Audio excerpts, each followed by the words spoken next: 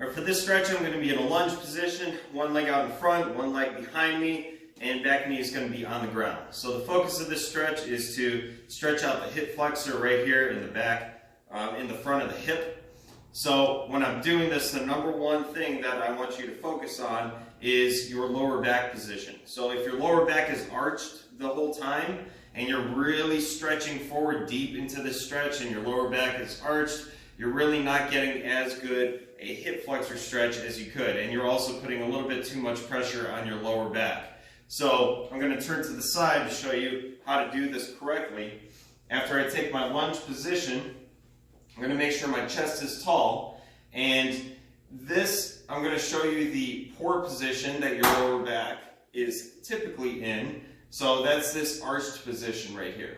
Okay? So if I want to get out of this position, you have to think about tensioning your lower abdomen and pulling up, right, using your lower abdomen to reposition your hips to a more neutral position with your tailbone tucked underneath your rib cage.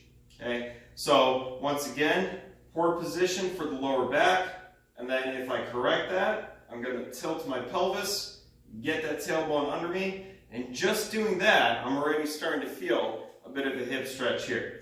So after I have that position established, I can just have my hands right here on my hips. I'm going to press forward gently. I feel the stretch a little bit more. Once I feel the stretch, I'm going to hold it there for a few seconds. And what I'm going to do is I'm going to contract these muscles right here. So I'm going to get really, really tight for about 5 to 10 seconds. Contract, get tight, and then take a deep breath in.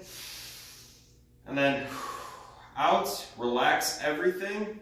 Press back out of the stretch a little bit. And then what I'm going to do, reposition my pelvis again and press forward into the stretch a little bit more. What you're going to find is that you're able to stretch into a newer, deeper range of motion than you were previously able to. So after I hit that new range of motion, I'm going to go ahead and repeat that again.